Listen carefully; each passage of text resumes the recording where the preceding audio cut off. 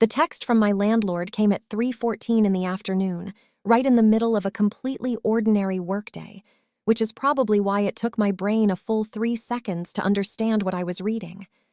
I was at my desk, half listening to a project update I didn't care about, when my phone lit up beside my keyboard. I glanced down expecting a delivery alert or some pointless promotional message. Instead, I saw my landlord's name, followed by one sentence that made the room seem to tilt slightly under me. "Since you moved out last month, I've completed the lock change. Please do not return to the unit without scheduling access." I read it twice, then a third time, slower. "Since you moved out last month." I actually looked around the office as if someone else might explain the joke. My apartment keys were in my bag. My coat was hanging on the back of my chair. My groceries were still in my refrigerator at home. My rent had cleared 5 days earlier. I had slept in that apartment the night before. I typed back immediately. "I did not move out. I live there." There was no reply for 2 full minutes, which somehow felt longer than the rest of the day combined. Then the typing bubble appeared and disappeared twice before a message finally came through. "Our records show you vacated the unit on the 30th and surrendered possession. The new tenant takes occupancy this week. If you believe there is an error, contact the office tomorrow during business hours. Tomorrow." I stood up so fast my chair hit the file cabinet behind me. The project update on my screen kept going silently because I'd forgotten to mute the tab before taking my earbuds out. I didn't care. I grabbed my bag, told no one where I was going, and left. The drive home felt unreal in that way. Panic sometimes makes things unreal. Every red light too long, every car in front of me offensively slow, my own thoughts repeating the same details over and over as if repetition might turn them into logic. I had not moved out. I had not packed a box. I had not given notice. I had not spoken to the office beyond the usual maintenance email about the bathroom fan 2 weeks earlier. I knew all of that with the kind of certainty people have about basic facts of their own lives. Yet my landlord had texted me as if the only confusion here was mine. When I pulled into the apartment complex, the first thing I noticed was the absence of my doormat. It sounds small now, almost stupid, but it hit me harder than the lock did. A faded blue mat that said, "Hello," crooked because the building hallway was uneven. I'd bought it at a discount store on a bad day because I wanted the place to feel more like mine. It was gone. My stomach dropped before I even got out of the car. I took the stairs 2 at a time. Apartment 2B was at the end of the hall. The number on the door was the same. The scratch near the frame from when a delivery guy hit it with a dolly was the same, but the lock was bright brass instead of the dull silver deadbolt I'd used for 3 years. New, clean, final. I stood there for a second, keys in my hand, still stupidly hoping maybe the deadbolt had just been replaced and the bottom lock would still work. It didn't. My key slid in halfway and stopped. I tried the knob lock too. Nothing. Then I knocked. Hard. No answer. I knocked again, louder. A door across the hall opened an inch and Mrs. Alvarez from 2A peered out with her glasses low on her nose. "You're back," she said, and her tone told me she had already seen enough today to know I wasn't supposed to be surprised. "What do you mean back?" I asked. She opened the door wider, worried now. "Those men were here around noon," she said. "Changing the locks. I thought you knew." My mouth felt dry. "What men?" "Maintenance and some office girl, and another man with boxes." Boxes. I turned back to my door and hit the wood with the side of my fist. "Hello?" I shouted. "Open the door!" This time I heard movement inside. Slow, uncertain movement. Then the door opened 3 inches with the chain still on, and a young man I had never seen before looked at me through the gap. Early 20s, baseball cap, startled expression, one hand still on the chain like he didn't know whether he was supposed to shut the door or apologize. Behind him, over his shoulder, I could see my living room. Or what had been my living room. The lamp by the sofa was gone. The framed print over the bookshelf was gone. The bookshelf itself was gone. But the dent in the wall where the shelf always leaned too hard was still there. "Can I help you?" he asked. I just stared at him. "This is my apartment," I said. His face changed immediately. Not guilty, exactly, more like horrified by sudden understanding. "No," he said too quickly. "I just signed the lease today." My heart was beating so hard now that my hands had started to shake. "There are still things in there," I said. "My things." He looked behind him automatically, then back at me. "I don't know," he said. "The landlord said the old tenant abandoned some junk and maintenance cleared it." Junk. The word hit like a slap. "Open the door." "I can't," he said, and I could hear the panic climbing into his voice now too. "I just moved in. I don't know what's happening." Mrs. Alvarez was fully in the hallway by then, cardigan hanging open, phone in her hand. "Call the police," she said quietly to me. I did.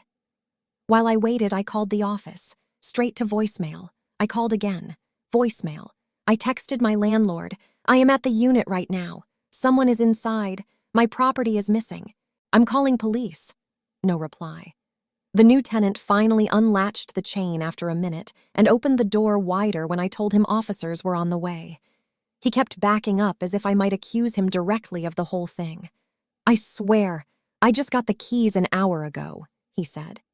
I believed him instantly because there was no confidence in him, no practiced lie, just a college-age stranger realizing he had stepped into a disaster with first month's rent and a duffel bag. I walked in and everything inside me went cold in a completely different way. The apartment was mine, and not mine at the same time. The rug was gone. My couch was gone. The coffee table my brother helped me carry up 3 flights of stairs when I first moved in was gone. The kitchen counter was wiped clean except for 1 water bottle and a roll of blue tape. My bedroom door stood open, revealing a mattress that wasn't mine propped against the wall and 2 cardboard boxes labeled winter clothes in thick black marker. Not my handwriting. My dresser was gone. My mirror was gone. Even the shower curtain was gone. But traces remained everywhere, cruel in their ordinariness. The lighter patch on the wall where my calendar used to hang. The extension cord I'd forgotten behind the TV stand, still in the outlet because apparently whoever cleared the place hadn't seen it. One of my socks under the bed, half hidden near the corner. A glass candle holder on the windowsill in the kitchen, overlooked because it matched the paint so well. Abandoned some junk, he had said. This was not abandonment. This was erasure. The officers arrived 8 minutes later, 2 of them. A woman named Pritchard and an older man named Keene. They separated everyone immediately, which I appreciated because by then the hallway had turned into a small audience. Mrs. Alvarez gave her version first. Men came around noon, changed the locks, carried things out. The office girl had a clipboard. They moved quickly. No shouting. No obvious scene. Like it was all official. The new tenant, whose name was Eric, showed them the lease he'd signed that morning at the management office. Unit 2B, start date today. First month paid, deposit paid, keys issued at 1:47 p.m. He looked sick while doing it. I showed them my ID with the unit address on it, my current utility bill on my phone, my renter's insurance declarations page, my rent confirmation email from 5 days ago, and the text from my landlord claiming I had moved out last month. Officer Pritchard read everything twice. "Did you give notice?" she asked. "No." "Did you surrender keys?" "No." "Any eviction proceedings?" "No." "Any communication at all about ending your tenancy?" "None." Keene went downstairs to call the property office from his own phone, while Pritchard walked through the apartment with me identifying missing items. Couch, table, TV, desk, bed frame, dresser, clothes, kitchenware, work laptop dock, family photo box from the closet shelf. At that one, my voice caught for the first time, not because the box was expensive, but because it contained physical things I could not replace. My mother as a teenager, my grandparents in a photo booth, Polaroids from college, the kind of stuff you pack once and then stop seeing because you trust it to remain where you left it. Pritchard wrote it all down without interrupting. When Keene came back up, his expression had changed. "Manager says tenant moved out voluntarily on the 30th, he said. Says keys were returned to the office drop box with a written notice." I stared at him. "That's a lie." He nodded once. I figured. "Did he say who collected my stuff?" Said a clean-out crew removed abandoned property this morning per lease terms. Where did they take it? Wouldn't answer yet. That was the moment anger finally burned through the shock cleanly enough to be useful. I want to see the notice, I said, and the keys they say I returned. We'll request both, Pritchard said. For now, this is a civil issue with a possible theft component, but the paperwork matters. Civil issue. I hated those words on instinct because they make everything sound slower than it is, and my life was sitting in a truck or a landfill or a storage locker somewhere while everyone used the word civil like it could hold things still. But I also understood what she meant. If the landlord had fabricated surrender documents, that changed the shape of everything. The officers told Eric he could remain in the unit for the moment because he had signed in apparent good faith and wasn't the one who changed the locks. He looked miserable about it. I can leave, he offered. I don't want trouble. This isn't on you, I said, and I meant it. He was just the next person handed a lie. I left with the police report number, a list of what to gather, and nowhere to sleep that night except my sister's couch. Before I left the building, I walked back into the bedroom one more time and opened the closet, half expecting some stupid mistake to reveal itself if I just looked hard enough. It was almost empty. Only one hanger remained, hooked backward on the rod. My landlord's office opened at 9 the next morning, but I was parked outside at 8:20 with a folder on the passenger seat that would have looked obsessive to anyone who had never had to prove they exist inside their own life. Lease agreement, rent receipts for the past year, utility bills, insurance, copies of the texts, screenshots of my phone location from the night they claimed I had moved out, security fob logs from my office proving I'd been at work when the notice was supposedly dropped. The office manager, Dana, looked alarmed the second I walked in. That told me two things immediately. First, she knew exactly who I was. Second, she had not expected me to show up with purpose. I need to see the paperwork saying I moved out, I said. No hello, no softening. Her expression snapped into something more administrative. You'll need to schedule with property management. No, I said. You changed the locks on an occupied apartment and removed my property. I'm seeing the paperwork now. She hesitated just long enough to be telling. Then she disappeared into the back office. My landlord, Mr. Tully, came out instead. Mid-50s, tucked-in polo, the kind of face that was always more annoyed than expressive. He folded his arms as soon as he saw me, which is how some men brace themselves when they plan to lie through inconvenience rather than through imagination. We received your written notice, he said. You surrendered the unit. Show me. He looked at Dana. She brought out a copy of a one-page letter, typed, not handwritten. Notice of voluntary vacancy effective the 30th. My name typed at the bottom. A signature line bearing something that was supposed to be mine. It wasn't even a good forgery. It looked like someone had studied my name once and reproduced only the general movement of it. That's fake, I said. Mister. Tully didn't blink. It was returned with the keys. Dana then produced a small envelope with 2 keys inside and my apartment number written on the front. Neither key was mine. Wrong brand, wrong key head, wrong amount of wear. Those aren't my keys, I said. You can say that, he replied. But this is what was submitted. I put my rent receipt from 5 days ago on the desk between us. Why would I pay rent if I moved out last month? He glanced down at it and made the mistake I needed him to make. He said, Docs, autopay sometimes clears after move-out. Then why did your office accept it? He didn't answer that. Dana looked at him, then down. I kept going. Why is my electric account still active? Why is my internet still active? Why is my renter's insurance current? Why did your maintenance crew enter an occupied unit without notice? We believed the premises had been surrendered, he said. Believed? Passive? Safe?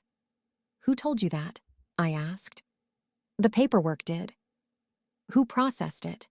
He didn't answer. Dana spoke instead too quickly. The letter came through the after-hours slot. Tully shot her a look that made me notice something else. She was nervous, but he was not nervous enough. He was irritated, impatient, like this was a problem he expected to outlast by posture. "I want the camera footage from the office drop slot," I said. "I want the maintenance order. I want the name of the clean-out company and where my things were taken." "Those requests can go through legal," he said. "Good," I replied, "because the police already have a report number." That changed his face a little. Not fear, calculation. He said he would have counsel respond. I left before he could say anything else because I had already gotten what I needed most: the forged letter, the fake keys, and the visible mismatch between their certainty and their paperwork. By noon, I was at legal aid, and by late afternoon, I had been referred to a tenant attorney named Paula Chen, who took one look at the fake notice and said, "This is either gross incompetence or intentional fraud, and frankly, I don't think it's the first one." She moved fast. That was the first real relief I'd felt since the text. She sent a preservation letter to the landlord's office demanding surveillance footage, maintenance logs, communication records, leasing documents for Eric's move-in, and the vendor details for the clean-out crew. She also told me to start building the property list not from memory alone, but from photos, receipts, social media backgrounds, old FaceTime screenshots, anything showing my apartment contents over time. "People underestimate how much of their home exists in the background of their lives," she said. She was right. By midnight, my sister and I had found proof of half my missing furniture in pictures I never would have thought to use as evidence. My green sofa behind a Christmas selfie, my desk visible during a work call screenshot, my bookshelf in the background of a video my niece had sent me because she wanted to show me her missing front tooth. The legal process began, and with it came the details that make ordinary wrongdoing feel more disgusting than dramatic. The camera over the office drop slot had been offline for maintenance the weekend my supposed notice was submitted. The maintenance request to change my locks had been entered manually by Dana after a note from Tully that said, "Tenant surrendered by slot, expedite turn." The clean-out company had picked up the contents of 2B at 12:18 p.m. and taken them not to storage, as lease terms required for abandoned property, but directly to a private warehouse used for quick-turn renovations. My things had been treated not as tenant property, but as debris in the path of a leasing schedule. When Paula subpoenaed the intake paperwork from the clean-out crew, one detail made her call me immediately. On the inventory form, under reason for removal, someone had written, "Skip out unit." Skip out. As if I had run. As if I had fled rent I had literally just paid. "This helps us," she said. "Why?" I asked. "Because that phrase doesn't come from your fake notice. It comes from management." It also turned out Eric had been shown the unit 2 days before I was locked out. Not in photos, in person, while I still lived there. Tully's office claimed the showing was for layout reference because the unit would be vacant soon. No one had notified me. Eric, horrified when he learned this, told our lawyer everything. He remembered a woman's coat hanging by the door and toiletries still in the bathroom when he toured it. Dana had told him the current tenant was mostly out already. Mostly out. That phrase sat in my head like poison because it explained the whole thing. They had decided I was administratively close enough to absent that my actual continued existence was inconvenient. A likely reason emerged a week later when Paula obtained internal emails. A new corporate owner had taken over the building that month and was pressuring staff to reduce vacancy loss before quarter close. Faster turns, faster leases, minimize downtime. Unit 2B had a waitlisted applicant willing to pay $200 more per month than I was under my older lease. Eric.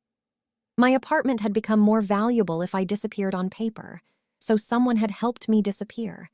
Whether Tully forged the notice himself or told Dana to process whatever arrived without checking no longer mattered much from a legal standpoint. They had changed the locks on an occupied home, leased it twice, and disposed of my property in violation of state law. The rest was just names and signatures. Some of my things were recovered from the warehouse after an emergency court order. Not all.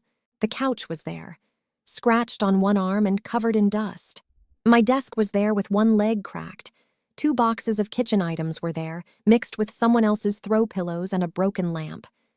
The photo box was not there. Neither was my TV, nor the dresser my father refinished for me when I first moved out on my own, nor half my clothes. Somebody at the warehouse shrugged and said high-value items sometimes move fast if crews think disposal has been authorized. Disposal, sale, theft. By then the words overlapped so much they barely mattered emotionally. They were all versions of the same thing, strangers making decisions about what parts of my life counted. The emergency hearing happened 12 days after the lockout. I remember almost nothing about the courtroom except how still Mr. Tully looked until the judge asked one question too directly. "Why?" she said. "Did management accept rent from a tenant it believed had vacated?" There was no good answer. He tried the autopay explanation again. The judge asked why no refund was issued. He had no answer. Paula then presented the fake notice beside my actual lease signature, the utility records, the office access logs from my job, the testimony from Eric, and the internal email about quarter-end turnover pressure. By the time she was done, Dana wouldn't look up from the table. The judge ordered immediate restoration of possession or equivalent relocation costs at the landlord's expense, damages hearing to follow, and preservation of all records. Eric was allowed out of his lease without penalty, which he took. He apologized to me in the hallway afterward 3 separate times. I kept telling him it wasn't his fault, and it wasn't, but I understood why he needed to say it. He had unpacked into a lie and nearly gotten buried under it. I got the apartment back eventually, but that isn't as clean a victory as it sounds. The locks were changed again, legally this time, and the place smelled like fresh paint where maintenance had tried to cover scuffs from the clean-out. Some rooms looked untouched, others felt handled, opened, measured for somebody else's life. I slept there the first night after regaining possession with every light on and a kitchen chair jammed under the knob, even though the new locks were solid. Not because I thought someone would come in, but because my nervous system had stopped understanding the difference between home and paperwork. The damages case settled 3 months later for more money than I had expected, and less than the experience deserved. Enough to replace furniture. Enough to cover hotel costs, missed work, attorney fees, the property they admitted losing. Not enough to replace the photo box. Not enough to undo the specific humiliation of standing outside your own door while a stranger opens it on a chain and asks if he can help you. Tully lost his job. Dana left before the case closed. The corporate owners sent a stiff apology through counsel that managed to sound both expensive and bloodless. I still have it somewhere, printed on heavy paper, because it fascinates me how formal language can describe something violent without ever using the word violence. They called it an administrative misclassification resulting in premature re-entry. What they did was lock me out of my home while I was at work and erase my life quickly enough to rent the space for more money by dinner. After that, I changed how I keep records. Every rent receipt saved, every utility bill backed up, every room photographed every few months without thinking too hard about why. Not because I wanted to become paranoid, but because I learned how little time it takes for someone in authority to decide that if the file says you're gone, your actual presence is just a complication. And the strangest part is this. The moment that stays with me most isn't the hearing or the settlement or even the lock refusing my key. It's the text itself, arriving in the middle of an ordinary afternoon with the confidence of a fact already established. "Since you moved out last month." That was the real violence of it. Not just that they were taking my home, but that they had already written the version of events where I had quietly disappeared, and they expected me to accept it because it was typed in a tone that sounded official. They counted on me freezing, doubting, taking too long, maybe even believing for a second that some process bigger than me must be right. They were wrong. I did not move out. I did not surrender anything. And by the time the court finished with them, the only people being told to explain themselves were the ones who thought changing a lock during business hours could turn a lie into a vacancy.